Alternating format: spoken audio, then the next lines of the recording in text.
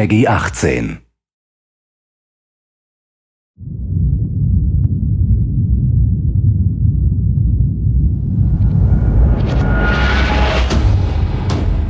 Hey everybody, Zachary Levi here. Over the last few months, we've brought you exclusive behind-the-scenes looks at the final hours of development of Tomb Raider. You've seen Camilla recording her last few lines, Rihanna musing her last few words, and Jason completing the last few notes of the score. As those key pieces lock into place, it's time to reveal one of the last portions of the game, and a team that's been shrouded in secrecy for 2 years. We're here in the beautiful and freezing Montreal, Canada, to bring you the final hours of Tomb Raider Multiplayer Edition.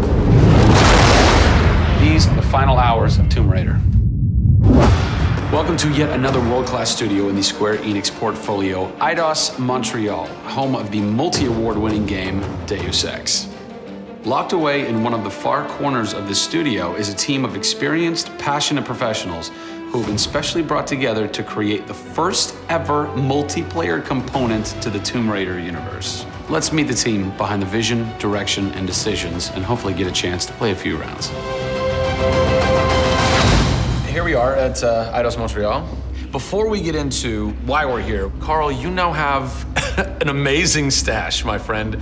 What is the impetus behind this? As a studio, we've been participating in Movember. A good friend of mine, JJ Owens, works for Movember in LA. And we set up the gaming challenge, and we brought studios from all around the world together. And I think so far we've raised somewhere in the region of $140,000, $150,000. Well done. Been a big success, although my wife doesn't necessarily always approve. She hates it? Oh, my wife wakes up in the morning. She says that she hates it. She secretly loves it. What were some of the factors that led to a multiplayer facet to this new Tomb Raider? When we started developing sort of our vision for reimagining Tomb Raider, on paper, it was all about single player. And as we started to build that world out, we had the island, we had the Solarian, the scavengers. We started to realize that we had this canvas. Great warring factions, great landscapes. Yeah, we had all these really awesome places where it was all about traversal and single player. When we started looking at that, we thought, wow, well, what about multiplayer? Part of the genesis of that was Lara Croft and the Guardian of Light that kind of cracked open a door to lead you guys into the multiplayer into here at Eidos-Montréal. Guardian Light was a downloadable, a smaller scale project, and that allowed us to sort of take the risks that we wouldn't necessarily take on a full-blown project. Guardian of Light was our Pixar short. It's the idea that whilst you're building your big project, you're always thinking about that next thing, but also allowed us to be able to start understanding co-oping and networking. It was a game that actually brought Tomb Raider fans together for one of the very first times. You hear them in their ear and they were having fun. And as a result of that, that led to us thinking about multiplayer.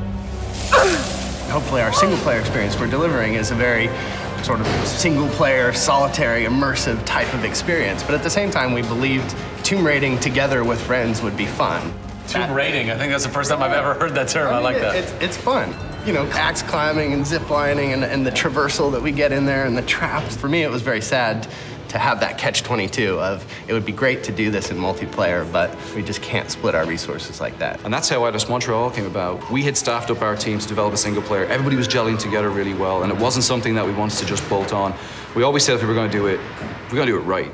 If you could have a fan play the multiplayer for the first time, what do you want them saying? For me, they're kind of different moods. It's not like I do one or the other. It's kind of like sometimes I turn down the lights and just play that single player experience. And other times I want to just jump in and have fun and start killing fools.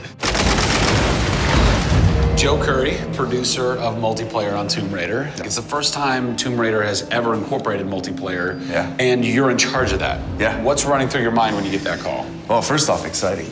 Right? I mean, we're all huge fans of Tomb Raider on the team. I mean, we grew up with Lara Croft.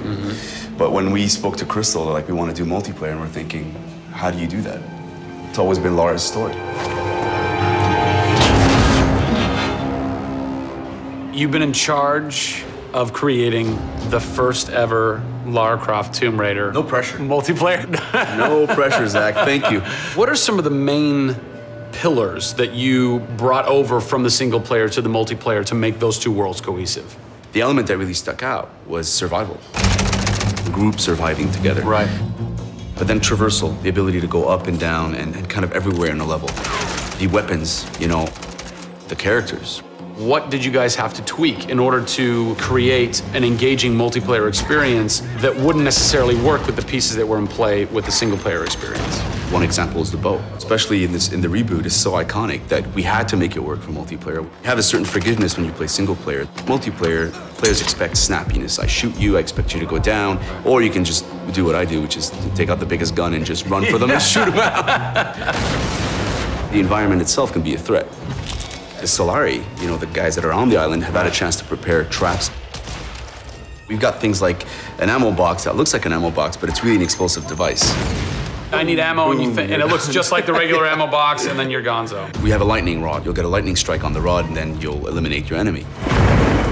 First and foremost, we want to be humble. We want players to just have a really memorable experience. I had fun doing this. Do you remember when we set that trap? Moments that the players will come back to and talk about experiences that they've had for themselves, not necessarily the game offering them experiences. Absolutely. So, Joe, behind us we have the QA team, or the quality assurance team. They're a part of the development team. Mm-hmm. They can tell us what we need to fix and what's working and what's not. When do I get to game test? When do I get to get my hands on the game? Soon. We got a surprise for you first, Zach. So, when I was approached to host the final hours of Tomb Raider, essentially the biggest ask, not even ask, tell that I had was, I want to be in the game. I want to have a cameo, I want to have something. So guess what? Boom! Boom! Boom! I'm a playable character in the multiplayer Tomb Raider. How sick is that, Joe? You and your team are awesome. I can play with myself, virtually. Are we ready? Oh, that burns! You suck! Get those transmitters running. Radio transmitter activated! We're getting off this damn island? We send this thing. Beautiful. I would like to try and kick your butt as me in this map right now. Should we try it? All right. Bring it. Let's do it. It's happening right now. Oh, nice! Was that one of my traps? That was one of your traps. Yeah! These booby traps are really fun. I mean, they're really, really fun. Yeah! Don't worry about it. Just because you made the game and I beat him. As you can see from the people and passion here at Eidos-Montréal, this isn't just some add-on. They're devoting themselves to making this an experience in keeping with the feeling of single player. Familiar, yet different. Coming up in the final 2 episodes of our series, we go back to the home of Lara Croft.